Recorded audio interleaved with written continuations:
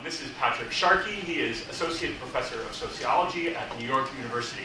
Pat is author of the very important book, Stuck in Place, which looks at the persistence of racial inequality in the United States since the Civil Rights era, a very important, very rigorous analysis of statistics on race and opportunity in the United States in the past several decades.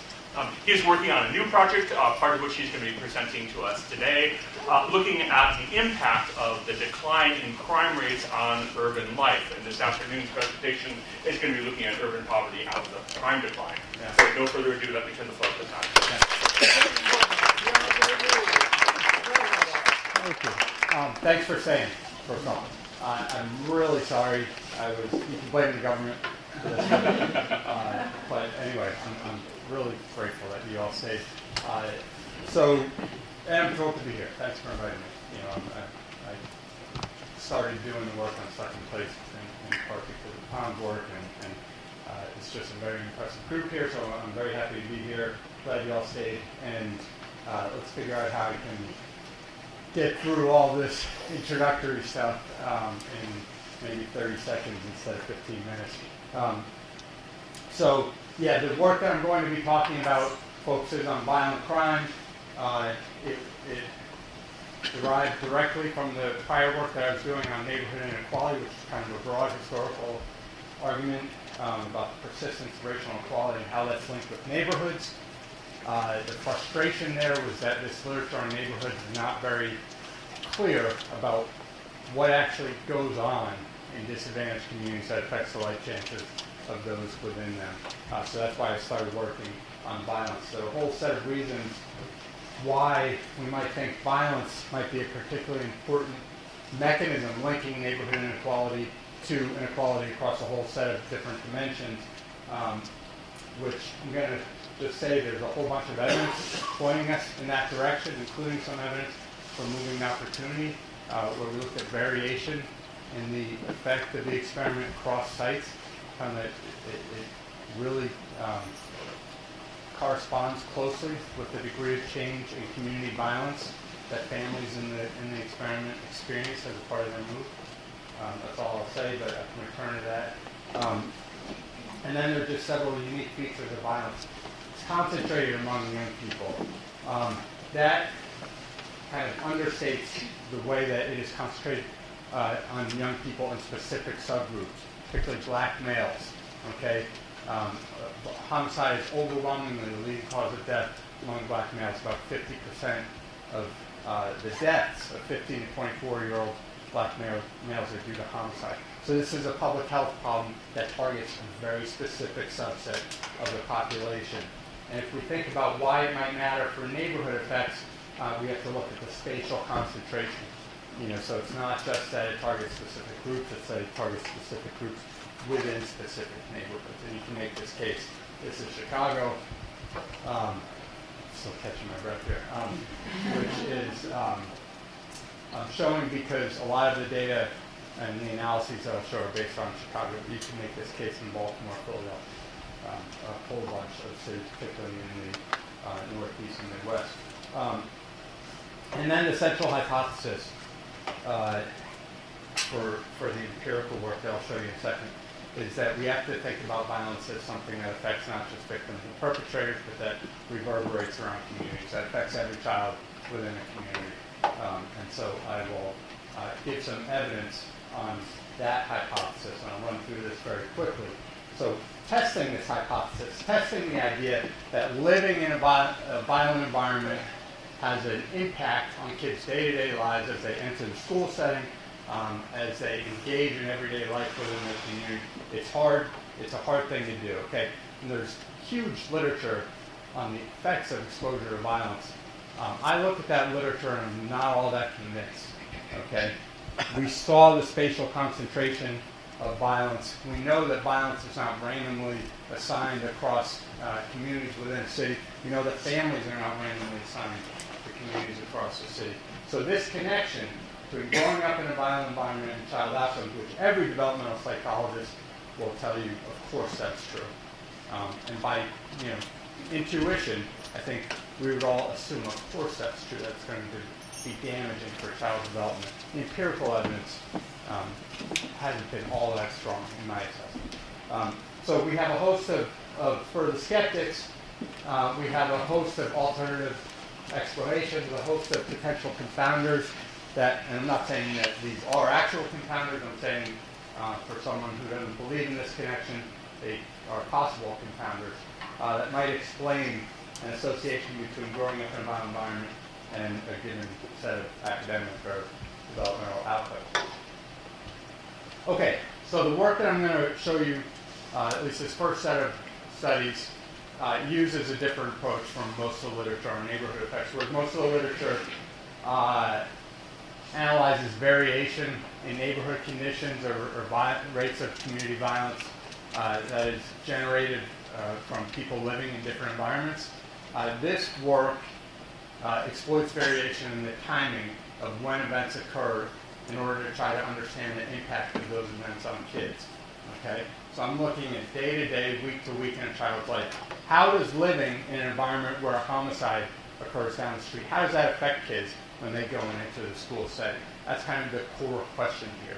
And I'm not saying that this solves all of the problems with the literature on exposure to violence, but I think it provides a much more concrete and I hope convincing set of analyses demonstrating the tangible impact that each incident of extreme violence has on kids. Okay, so the method that I use, I refer to as coincidence estimation.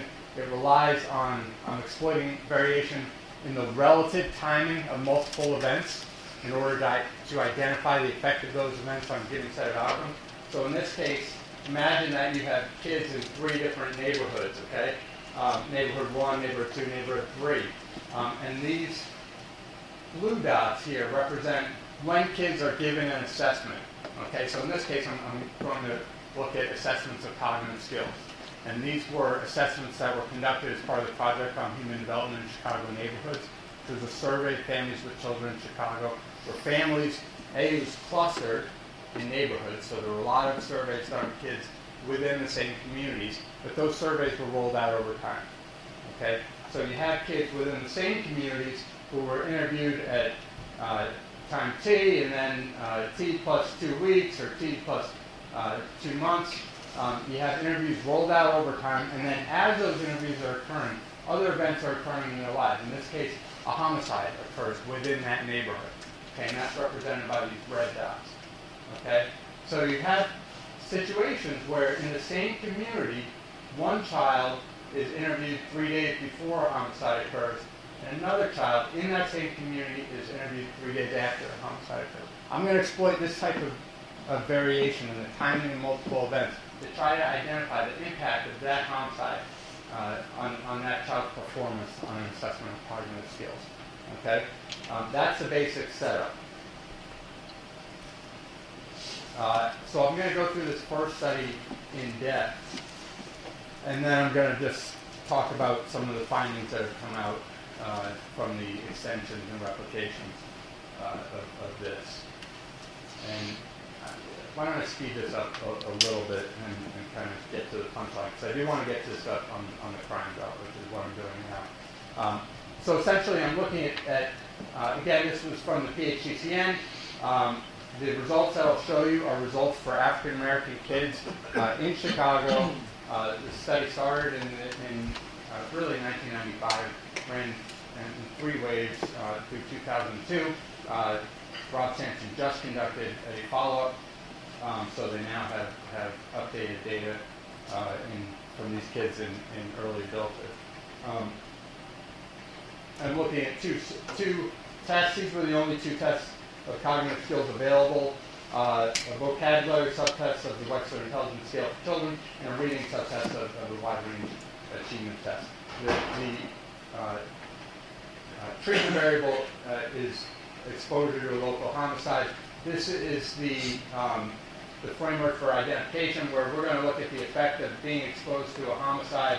And it's just, wave by tract just means that I'm looking at kids within the same census tracts, within the same neighborhoods, interviewed in the same waves, okay, same wave of the survey. And I'm comparing kids in the same neighborhood, some of whom were interviewed just after a homicide had occurred within a week, say, some were interviewed months before or months later.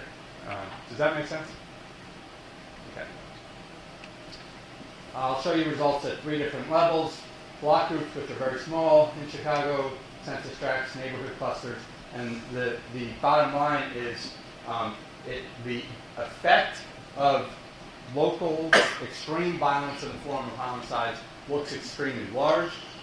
It looks like it fades away as the amount of time between the assessment and the homicide widens beyond a week or so. And it looks strongest when the homicide is closest to the child's home. Okay, so this estimate here tells us that for African American kids who live in a block group where a homicide occurs within 4 days of their assessment, they score 1.4 points lower. This is with a standard deviation of 3. So this is more than 0.4 standard deviations lower than other African American kids within the same block group who were assessed at a different time. Okay, the declining magnitude of the effect. This is the same estimate for homicides within the census tract. It's the same estimate for homicides within neighborhood cluster, which is a set of contiguous census tracts. These are the set of estimates for homicide within 4 days, and we go out to 7 days. And these are all, this is just a non-parametric way of showing you that the effect of exposure to local violence dissipates the longer the duration of time between the assessment and the homicide, and the farther away the homicide is from the child's neighborhood. Okay? Any questions on this? The reason I tend to show this study, even though this was published back in 2010, is because the results are really clean. Okay, they look really good. The other studies that we've done have shown the same effect of strong impact of local violence if it occurs near the child's home and close to the time of the assessment, but not nearly as clean a pattern as effects that dissipate over time and dissipate over space.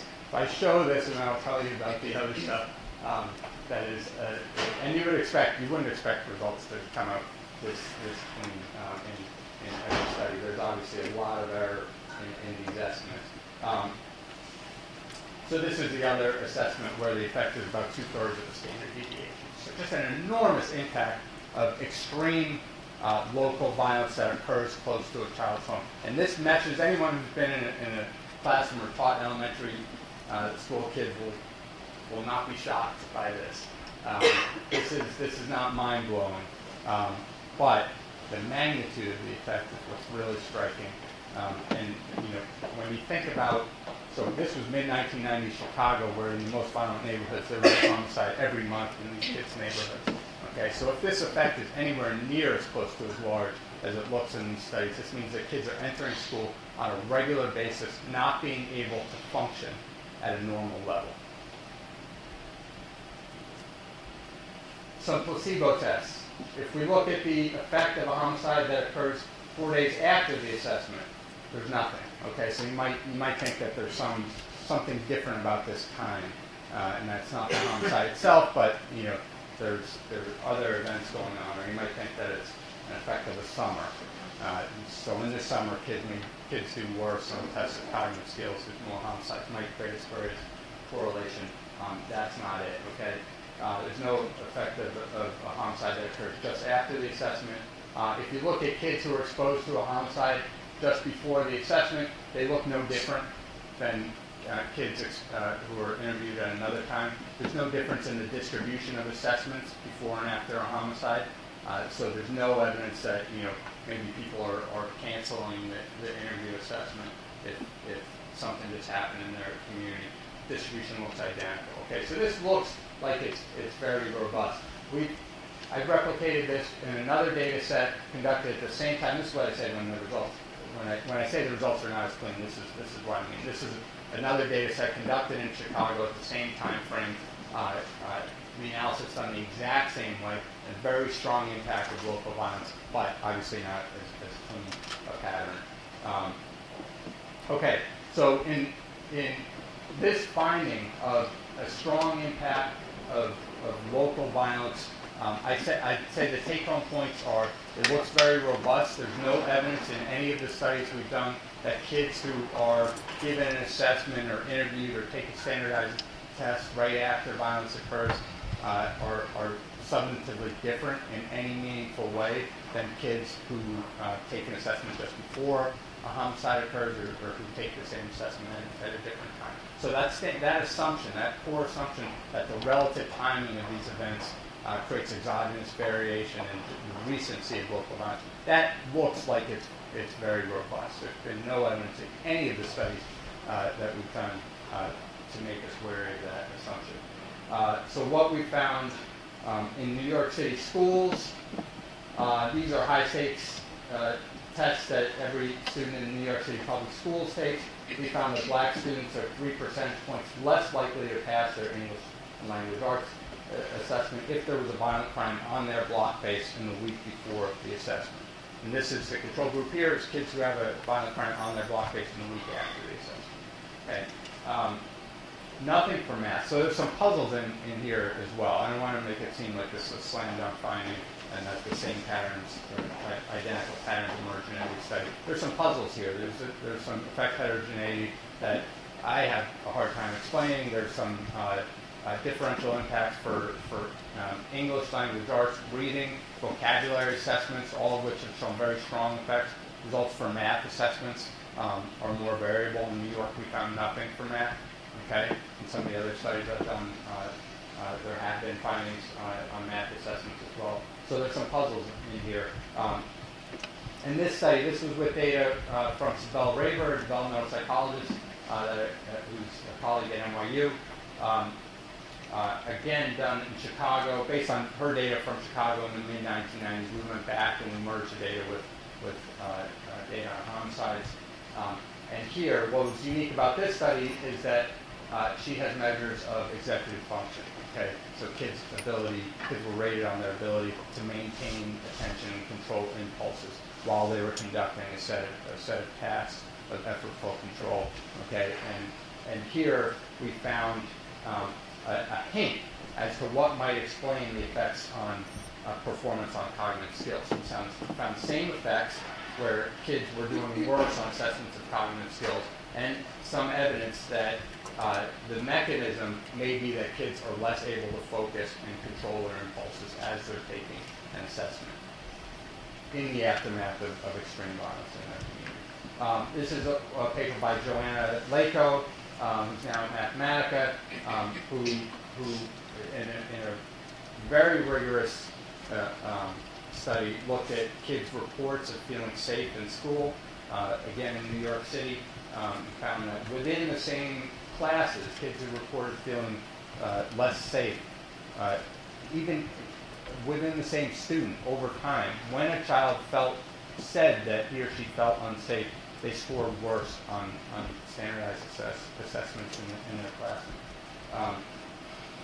And then Ben Hansen and several colleagues who's an economist at Oregon has a similar analysis done from California where he focused on school attendance and found that he merged data on homicides and suicides of youth and then looked at school outcomes when there had been a shock where there was a local homicide or suicide and found strong effects on school attendance there in California as well. So there's a whole host of evidence that I've just glossed over very quickly. But this is essentially the conceptual model that we're working on with Amy Ellen Schwartz, Ingrid Ellen, Joanna Lako, and a few others at NYU. We're really trying to make the case that more attention needs to be paid to the short-term process, to what happens in communities when a violent incident occurs, how that affects kids on a day-to-day level as they enter the school setting, and then how this then translates into long-term associations between disadvantaged environments, community violent crime rates, and long-term academic outcomes.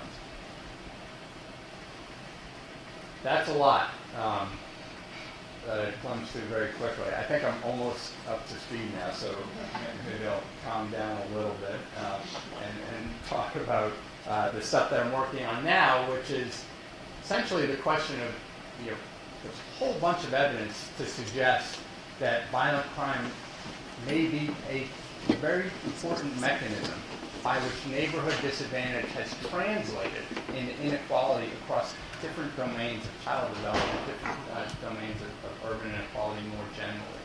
Okay? I think there's a lot of evidence pointing us in that direction. But that entire literature is based on research conducted from the 80s onward through about the mid-1990s. So most of what we know about urban poverty, most of what we know about neighborhood inequality is based on a time when neighborhood disadvantage was linked with violent crime in a very clear way, in a very consistent way across the country. Violent crime has now been dropping for 20 years. So I think we have to really grapple with that fact and think about how Tom's story about the urban crisis that started in the 1940s in Detroit, maybe it's still actually in Detroit. This story may not apply to Detroit. But how do we think about urban poverty at a time when that connection between neighborhood-centric cities and violent crime is no longer as strong as it was 20 years ago. In fact, in some places, it has almost been severed. There's almost no connection. So let me give some basic figures on what Frank Zimring calls the Great American Crime Decline. By some measures, depending on which data sources you trust, we may now be living in a time where the homicide rate is as low as it's ever been in this country. Okay?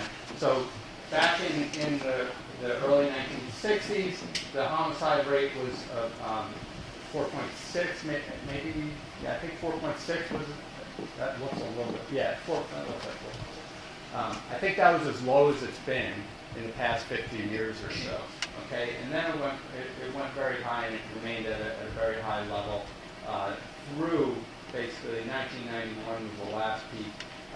Since then, it's been dropping steadily, okay? So it dropped through the early 2000s. Everyone kind of took a breath, and a whole bunch of theories about what caused the crime decline were published. It plateaued, and then it started dropping some more. Okay, and so the latest data, I don't think 2013 data are available. I think the latest data still are 2012. Maybe that hasn't been published now. But the homicide rate was 4.7 per 100,000 in 2012. So this is as low as it's been in 50 years. If we look at the violent crime rate, not quite the same story. It hasn't dropped all the way down to the level in the early 1960s, but violent crime is not measured as well as homicides. But the degree of decline is about the same. So violent crime has dropped by half, just as the homicide rate has dropped by half since it's dropped for every group. So there is bias in levels of victimization by racial and ethnic group. Whites tend to be, I think, more sensitive or tend to report more events of violent victimizations than non-whites. So I wouldn't trust the fact that these trends are all basically very similar, that the levels are similar, but I do trust the trends. Okay, so the trend in violent victimization has been basically identical for non-Hispanic whites, non-Hispanic blacks, and Hispanic. And it's dropped for every income group. Okay, the most striking thing to pull out from this graph is that, let me get this right, the violent victimization rate for the poorest Americans in 2012 is lower than the violent victimization rate for the richest Americans was back in 1993. Okay, so that's the degree of change we're talking about. A fundamental change in what it means to be poor in the U.S. Okay, being poor no longer means being exposed to extreme levels of violence. Violent crime has changed the most in the most violent places. This shows this in terms of states. So this 45-degree line, this is the homicide rate in 93 and the homicide rate in 2009. If states didn't change, then they would be right on this 45-degree line, okay? So all the states that are below it, it means that violent crime has dropped. And then the vertical distance tells you how much it has dropped. Okay, so what this tells us is that, at least in absolute terms, the violent crime rate has declined, this is the homicide rate, sorry. Homicide rate has declined the most in the places that were the most violent in the 1990s, and that's true at the city level as well. Philadelphia hasn't changed that much, unfortunately, but it is below the 45-degree line. Again, you have this pattern where the absolute amount of change has been largest in the places that were the most violent in the early 1990s. Okay, so there's been a tremendous amount of attention on school violence after Sandy Hook. Okay, my kids had to go through a whole bunch of set of drills. Maybe some of yours did as well, about how to respond to if a school shooting takes place in their school. They're 6 and 8. So there's a lot of attention focused on this. Same drops in violence that have occurred on the street have occurred in school. Okay, the trends look almost identical. Okay, school shootings have declined substantially. If you exclude Sandy Hook was a terrible tragedy. It was an anomaly. Okay, the trend in school shootings have declined in half, just like the homicide rate in the nation as a whole. The proportion of kids who fear being assaulted at school or on the way to school has declined, so that now there is very little difference between white, black, and Hispanic kids at the end of this period. Yeah, so the trend in victimization rate for kids, this is 12 to 18-year-olds reporting at school versus away from school, looks identical as well. If you look at the percent of kids who report carrying a weapon to school, at the start of this period in the early 1990s, black students were substantially, I should have put that in here, I forget what the exact numbers were, but black students were, I think, about 4 times as likely as white students to report carrying a weapon to school. Black students have the lowest percentage at this point. Okay, they now report carrying a weapon to school at lower rates than white students. Just a dramatic change both in urban neighborhoods and in schools, and this is a story about neighborhoods. We don't know much about the crime decline at a very local level, okay, because it's really hard to get data on violent crime at the neighborhood level for an extended period of time. So this was the result of a study that I'm doing with postdoc Michael Friedson, where we gathered data for as many cities as we could that covered at least a decade during which crime was dropping. Okay, so the cities that we were able to get it from, there were 6, Philadelphia being one of them. This is not perfect. These are not, it's not a representative sample of cities across the country. These are just the cities we could get. The time frames differ, so there's a somewhat muddled picture here. What is most consistent is that the level of violence has dropped the most in the communities that were most violent at the start of the period. Okay, and that's true in every single city. So here we just look, quintiles, the most violent fifth of all neighborhoods within the city, and then this is the rest of the city. We looked at the absolute drop.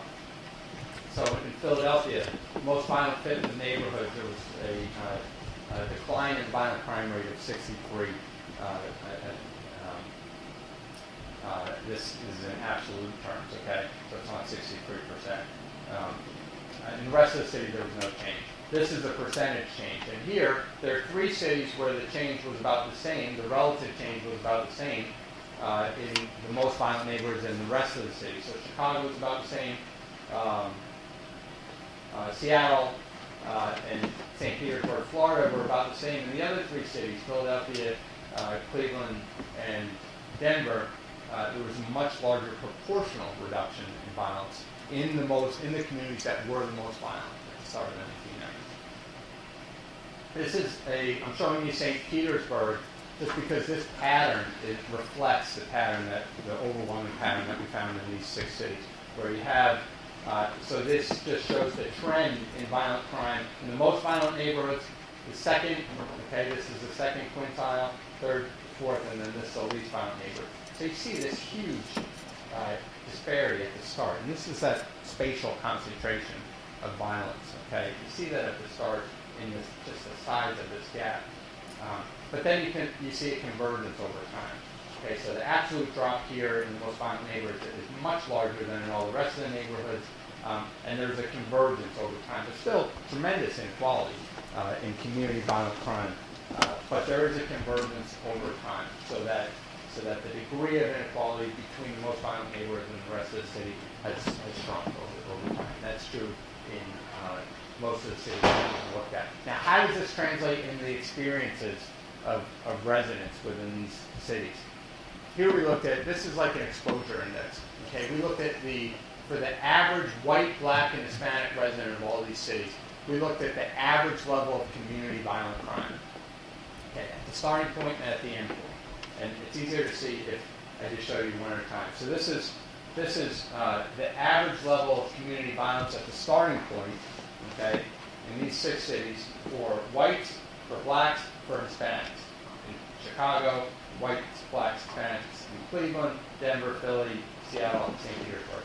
Okay, this is the starting point. This is the ending point. Okay, so again, there's still huge racial inequality and exposure to community violence. At the end of this period, you see in Philadelphia, the biggest declines in Philadelphia were in the communities of Hispanics in Philadelphia.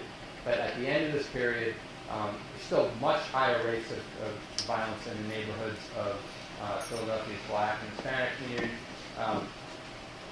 But we see this convergence over time, a softening of these racial and ethnic inequalities over time. The same is true if we look at the poor and non-poor. This is the blue lines here represent the rates of community violence for poor residents of each of these cities. And the red lines represent rates of community violence at the starting point for the non-poor residents of the community. Okay, we go from the starting point to the ending point. Okay, so the point here is that something about urban poverty has changed. Okay, urban poverty, being poor in a central city, from the literature starting, beginning in the 1960s, running through the 1990s, right up, Elijah Anderson, who worked in Philadelphia. Being poor, being a member of a racial or ethnic minority group in central cities meant being exposed to high levels of violent crime. That was a part of the urban experience. In a lot of places, it's still a part of the urban experience, but it's not nearly as substantial a part of that experience. Okay, that connection between race and ethnicity, poverty, central cities, and violence hasn't been severed, but it's been weakened considerably. Okay, and in some places it has been severed. So this is Denver. In Denver, the rates of community violence for whites, blacks, and Hispanics are identical. Okay, so being black in Denver does not mean exposed to higher levels of community violence. Okay, this is a remarkable shift. This was Denver in 1990. Okay, where the rate of community violence for black residents of Denver was twice as high as it was for whites. Okay, at the end of this period, there's no difference. Okay. Similarly with poor and non-poor residents. Okay, there's still differences, there's still inequality in community violence, but it's nowhere near what it was at the start of this experience. Okay, there's a softening of this inequality. So, what does this mean for our understanding of urban poverty? What does this mean for our understanding of central cities? This is the research that I'm working on now, and I'm going to show you some very early stage results from some of the analyses that I've been doing that look at this across a whole bunch of different outcomes. Basically, starting with the argument, well, if violence is as important as I'm arguing it is, if it's as important to city life, if it's as important to child development, then this great American crime decline should have transformed American inequality. Maybe not in a fundamental way, but in a visible way. Okay, so what can we say about that? I'm looking, as you can see, at a whole bunch of different outcomes using a whole bunch of different data sources. So this has become a very challenging effort to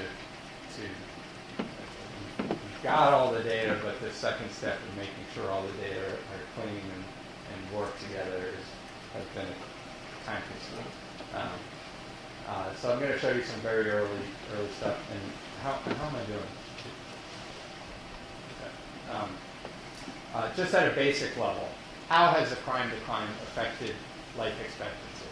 Okay, this is a very basic question, but it's crucial because when you look at the answer, this has changed the nature of racial inequality in health in the United States. Okay, this is the trend in life expectancy for white females from 1991 to 2011. For black females, for white men, and for black men. Okay, at the start of this period, there was an 8-year gap in life expectancy between white and black men. Okay, 8-year gap in average life expectancy at birth. We're now the solid lines track life expectancy over time, and there are still enormous inequalities, but the gap between black and white men has been cut in half since 1991. Okay, so the gap in life expectancy is now 4 years between white and black men. Still an enormous gap, but it's half of what it was. So how do we explain that? Well, we're clearly not explaining all of it, but what we've done here is I just run a simulation. Imagine that the homicide rate was fixed at 1991. Okay, so that a large, several thousand black men who are alive right now, imagine that if the homicide rate was set at 1991, would no longer be alive. Okay, what would life expectancy look like? And that's this dotted line. Now it's only a year. Okay, so the actual number of people who are killed by homicide is still small. Okay, but this has added a year of life to the average black man in America. So black male babies who are born today can expect to live a year longer because of the drop in homicide. This is very complicated to generate. So there's lots of questions that you could ask me just about this, but this is a very conservative estimate. Okay, this is essentially saying that there are no consequences of violent crime on health beyond pure deaths due to homicide. Okay, and even if that's true, we have the drop in homicides has added a year. Another measure is years of potential life lost. Okay, that demographers use. And here, because so many homicide victims are young, the numbers look extraordinary. So the number of years, in terms of just the preservation of human life that the crime decline has generated, is just enormous. So other outcomes that I've looked at, voter turnout. How has urban life changed? Okay, well, we think about voting. Voting entails making a voluntary effort to go out into public space. Okay, we did a study in Chicago where we looked at how, using more data from Chicago, where we looked at how turnout changes if there was a homicide in the ward right before the election. Turnout drops by 3 percentage points compared to if there was a homicide in the ward right after the election. And as far as I can't find a study from political science that has looked at this. But there seems to be this very strong impact of violence on people's willingness to venture out into public space and take part in American civic life. Vote. So these are voting. This is state level data, and I'm going to show you a bunch of correlations. So these, I'm not arguing that any of these are causal, but if we think there is a causal connection, then we'd be worried if these didn't show up. Okay. So this shows that in states where crime dropped the most, voter turnout rose the most. This shows that volunteering, rates of self-reported volunteering have risen the most in states where violent crime has dropped the most since this is 1989, based on when the questions on volunteering were asked. Okay, if we think violent crime affects how kids perform in school, this is results from the National Assessment for Educational Progress. It's 4th grade reading scores. Same patterns show up if you look at 8th graders, if you look at math. In the states where crime dropped the most, kids' performance on this national assessment of educational progress rose the most. The black-white gap in performance on the same assessment declined the most in the places where violent crime dropped the most. Okay. Okay, so very quickly, and I'd love to have at least a few minutes for questions. So if you're wondering whether any of those are causal, I am too, and the next step in this research agenda is to really try to figure out how to make a more convincing causal case that the long-term drop in violent crime has affected these various outcomes that I'm looking at the city level, including measures of economic mobility, racial and economic segregation, migration patterns. So there's a whole bunch of outcomes that I'm looking at. And the strategy right now is to try to figure out what plausible shocks that occur either at city or state level that might affect the level of violent crime and otherwise not be linked with the outcome of interest. So what can we think of that occurs out there that might cause a shock in violent crime and might be plausible to use as an instrument for change in violent crime? Okay, so we have several measures that I'm using right now. Changes in levels of air lead. This is based on data from Jessica Paul-Reyes, who argues that exposure to lead she believes is a major factor in the drop in violent crime. The timing and the size of federal COPS grants. This is a federal program. Emily Owen, I don't know, is Emily here? Emily was incredibly generous in sharing the data from the COPS program. She's written extensively, used this as an instrument for the size of local police departments. Okay, finding that the size of local police departments is causally linked with the level of violent crime. I'm skipping that middle step and using this as an instrument for changes in violent crime. Okay. The peak of the crack epidemic, so cities that were hit hardest by the crack epidemic as measured by a whole bunch of things. This is Roland Fryer collected these data. These are places where crime went up very rapidly and then declined considerably. Okay, so again, you can question all of these instruments. I'm not saying that I'm not hanging my hat on any single one of them.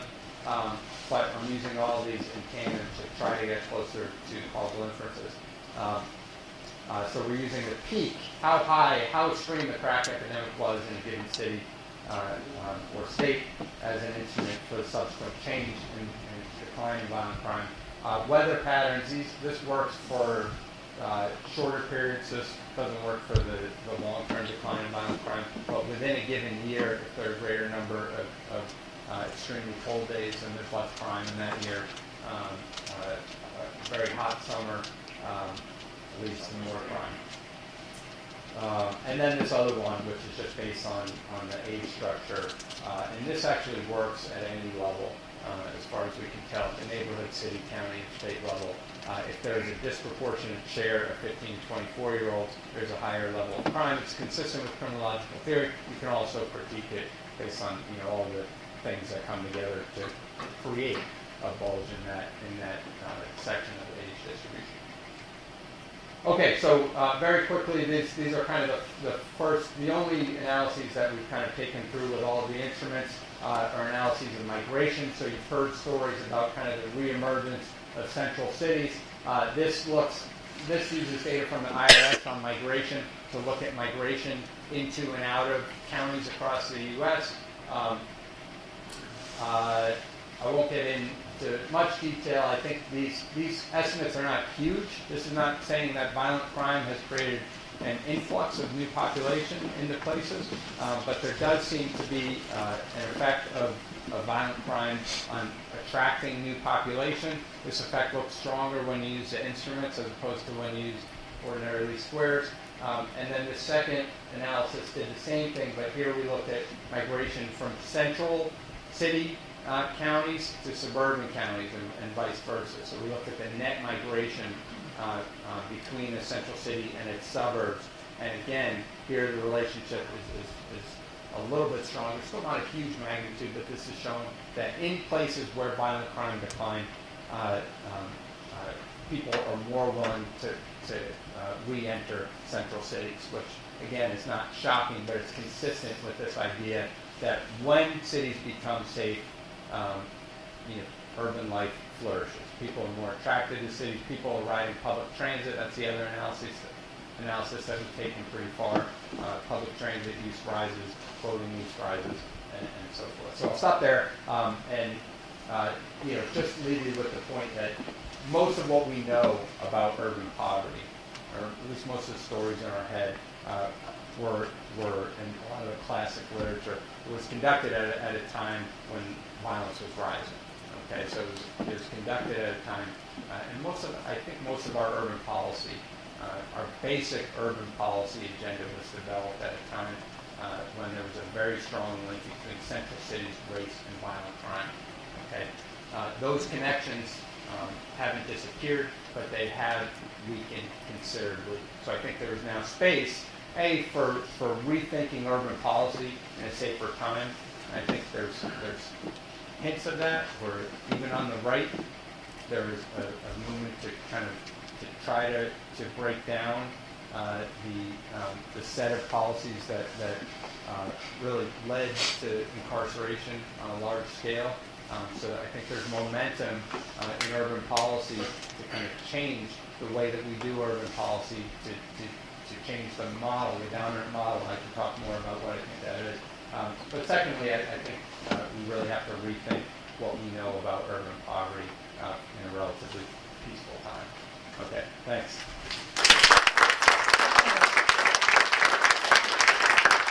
Thank you, Pat. That was a model of efficiency. You covered a lot of material in a very short period of time, very elegantly. And we, as a result, have about 17 minutes for questions. So you can field the questions if you'd like. Okay, great. Are there concurrent conclusions, investigations like this, describing the same thing in rural areas? It's much harder to measure violent crime in rural areas, but from what we can tell, the same drop has occurred. At least if we look at like shootings, violent crime rates, it's much tougher to tell. But shootings, it looks like there's been a similar change. Because in the last week, there's been several incidents, I don't know, 2, 3, 4. Oh, it never happens here in Joplin and wherever else it was. I go to small towns all the time. It happens, but they live with the myth that it doesn't happen. So that's why I asked. Yeah. So it looks like there's been the same change. Yeah. Yeah, thank you very much. I had to say it that way, Professor, but what you said, it's normal. We know it very well. Back in the days, the founding fathers, when they started this country, they wanted to start agrarian society. The reason they wanted to start agrarian society, they didn't want to have commercial slum like the one in France and in England. So wherever we have commercial center or industrial city, we will have that scenario. The money maker will make the money and take it away, and we will leave the worker to suffer.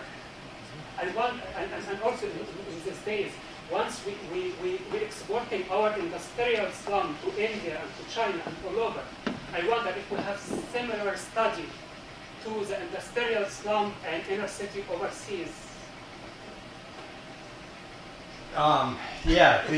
So the link to violence is a little more tricky. I don't think it follows as clearly with macroeconomic trends. I don't think there's quite as strong a connection as people often assume. But it's a connection, and if you can take this to a broader level, I'm kind of focusing on the more narrow level about what this change has meant for urban life, but your approach is valid too, to think about what are the broader conditions that lead to more or less violence, more or less inequality to begin with. So I think that's a valid perspective. This research agenda is a little bit more narrowly focused on what this dimension of community life means for inequality for cities and counties. I wonder, I might have missed it, but if you could explain a little bit more the causal connection you made from that 2010 paper you were talking about between interviewing the children at 3 different times and like the effect of a homicide in the neighborhood. I wasn't clear on how you could draw a conclusion that it was the homicide itself that was impacting that drop in on those measures. So what makes me think it was the homicide itself, I think, is this figure. So essentially, this is saying that kids interviewed at a time when there was a homicide that occurred in their neighborhood within 4 days prior to the assessment score, in this case, 1.5 points lower, which is 4 or 5 standard deviations lower than other kids in the same neighborhood who were interviewed at a different time. Okay, so I'm making the inference then that it was that homicide that made that kid score worse. Okay, could have been any number of things going on in that community. All right. What makes me more confident that that's right is that if you look at kids exposed, kids who were interviewed within 4 days prior to a homicide, and compare their scores to other kids in the same neighborhood, there's no difference. Okay, so there's zero effect. So that tells me that you might make the case that there's something in the air. There was violence in the air. There was a feud going on, and everybody was stressed out because of that feud. It had nothing to do with the specific incident. This makes me think that's probably not right. So. What makes you think that there's necessarily a long-term effect in that comparison versus just an abrupt and temporary effect? Yeah.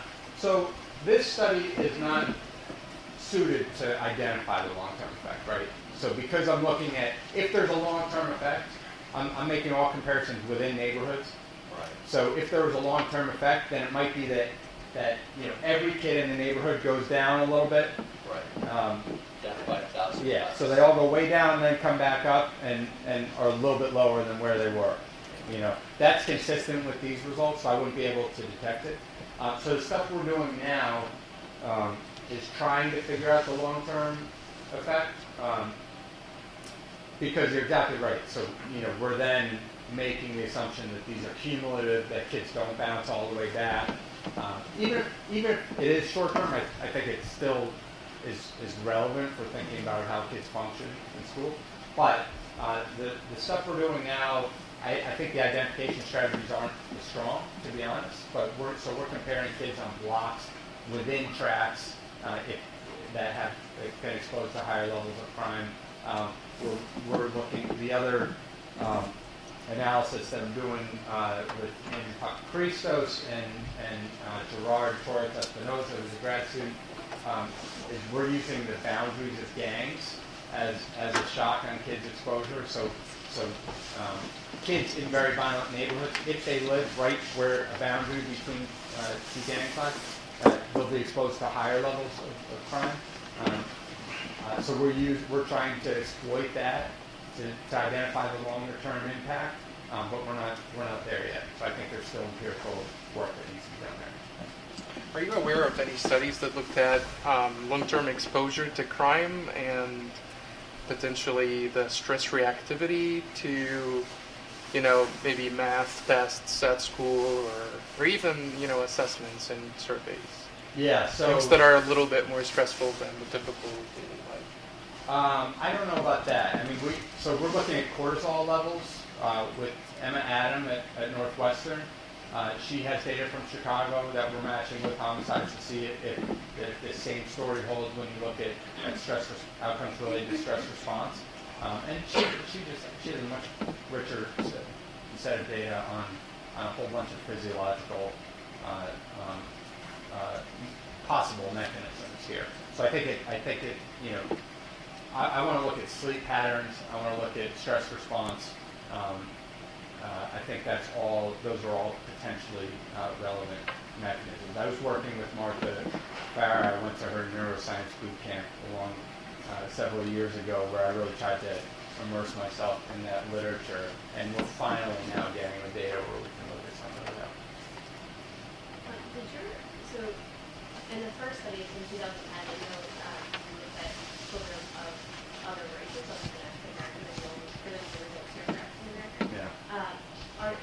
and if I remember correctly, there was kind of mixed results in a way. I think the Hispanic youth had. Yeah, there was nothing for Hispanic kids in that study.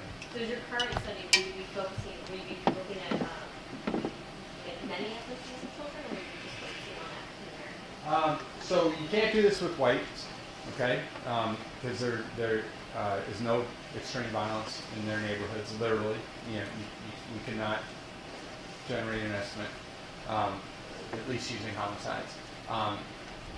Hispanic, the results for Hispanics were null in that first study.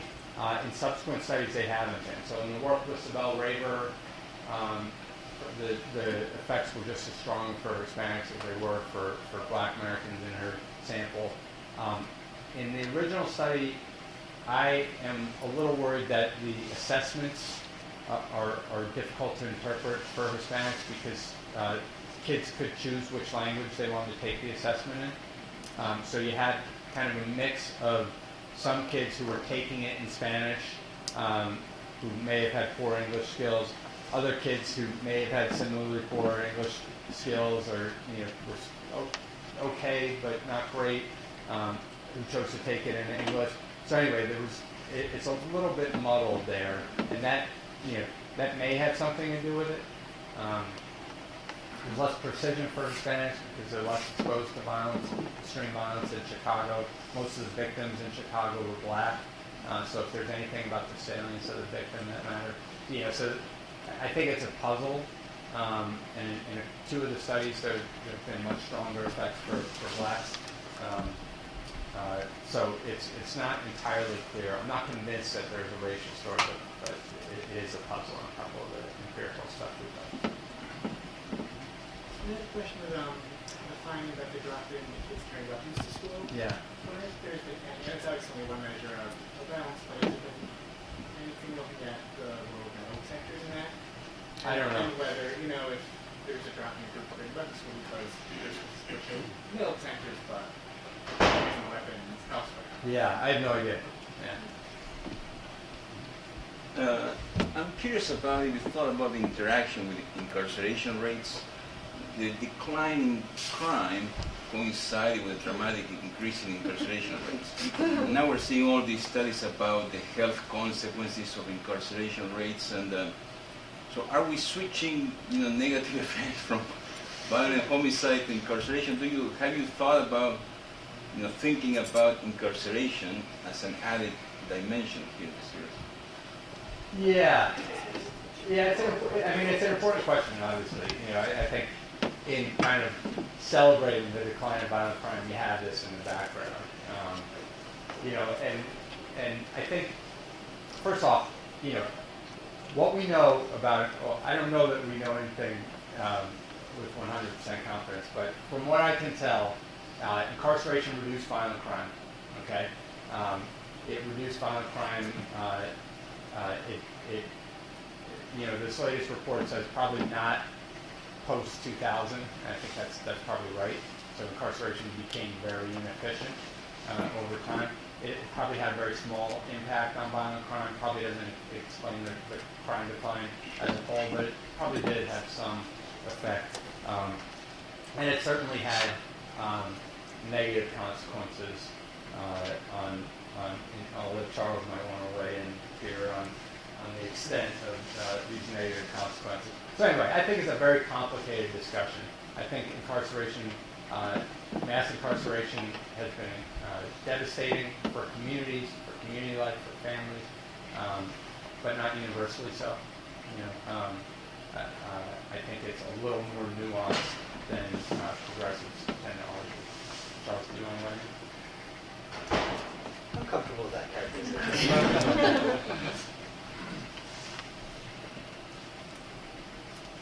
Don't tell me we're ending our You sort of, at the end of your talk, suggest that there's a policy lag, that it's not going to change, but policies have changed. I'm wondering, and you probably haven't done this, but I'm wondering if the problem, or one of the problems in getting policy, aside from just, all the politics and everything, is that, people would attribute the decline in crime to the policies,